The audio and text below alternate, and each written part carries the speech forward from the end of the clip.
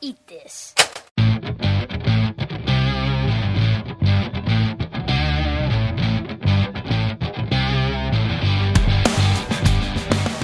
Don't touch that dial. It's time for Tech Talk with Chad Hembree, featuring the latest and greatest in today's technology, with a little fun along the way.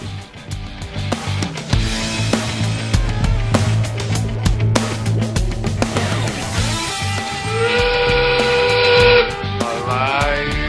It's alive! It's alive!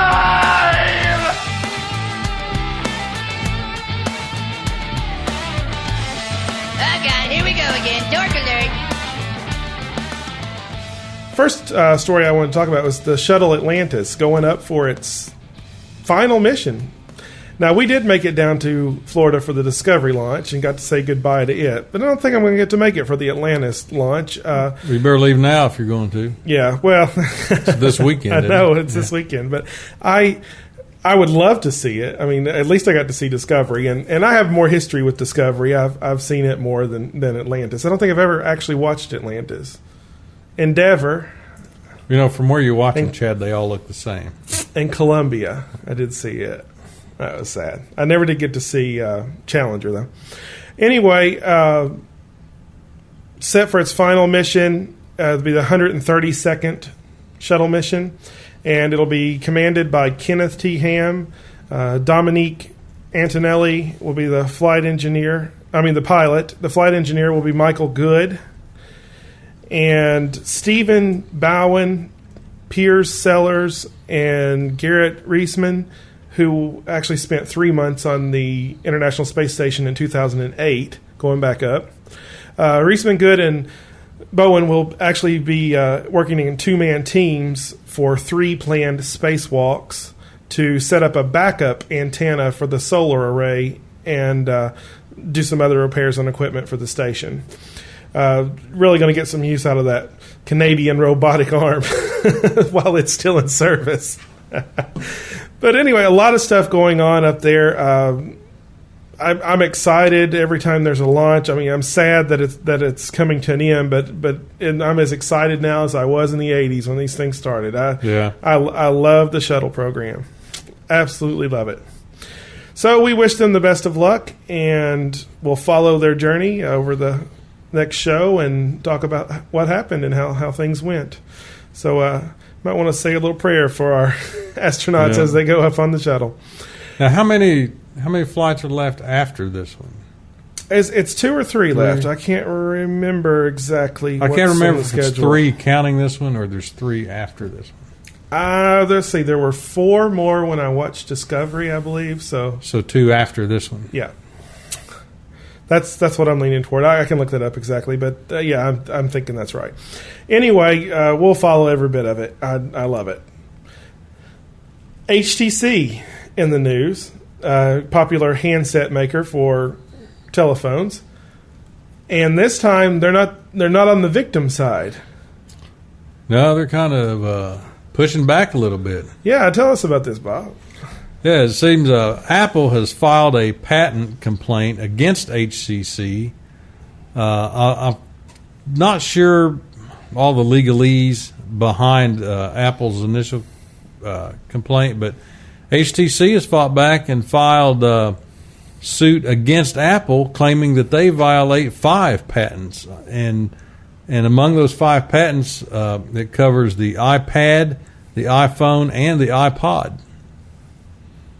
So that's going to be interesting to see how this plays out. You know, let me put HTC in perspective here. HTC was the first company to make a Windows Mobile Pocket PC telephone in 2002.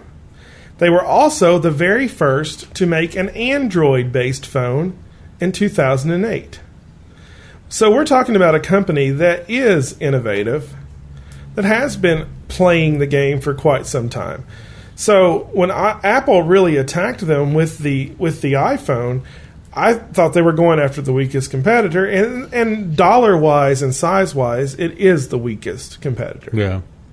But maybe they do have some patents in here that will stand strong. HTC says that there's 20 patents that Apple has infringed upon. And there may not be any money that comes of this, but what it may come down to is that you drop yours, we'll drop ours, truce. Yeah, well, what started the whole thing was Nokia actually filed suit against Apple first, saying that Apple illegally used 10 of its patents in the iPhone technology. And that was back in, October, I think. Well, then last December, Apple came back and said, well, Nokia stole 10 of our patents. Well, then Apple came out recently and said that HTC's phones infringe on 20 Apple patents. So HTC comes back and said, well, you stole 5 of ours. I'm like, man. So you got a European company, and you know who's Nokia. The only person that's really winning in all this? Lawyers. Oh, yeah. That's right. No one else wins in these kind of battles. We've got HTC based out of Taiwan. Mm-hmm. You've got Apple, American-based. And you've got Nokia, European-based. So this is truly an international battle. Oh, well, anyway, we'll keep following. I don't want to beat this too much on this show. But the fact is, HTC did stand up and fire back at Apple. So we'll see how that goes. And obviously they've got something, or they wouldn't take on Apple like that. Yeah, well, they got the HTC Incredible. Is it out or it's coming out? It's on Verizon. It's an Android phone. Yeah, Oh man, it's not available yet. I don't. It's nice. I'm pretty sure, but I can go to Verizon's site and find out real quick. It looks obviously nice. They're going to be touting that one from the top of the hills. Yeah, and I heard today too that Google and Verizon are teaming up to come up with their own tablet, an Android-based tablet. Well, that would be sweet. But why even have to team up with Verizon? Why not just come up with a tablet because with somebody of the who network, makes the thing? Because of the network. Oh, the map. Because of the map. That's right. We have a map for that. Well, we talked about Skype being able to take 5 callers now, where you could see, and what that is it's 4 callers plus you. Right. You're not seeing yourself. So your screen's divided. Five-way conference. Yeah, 5-way conferencing. You're seeing 4 people.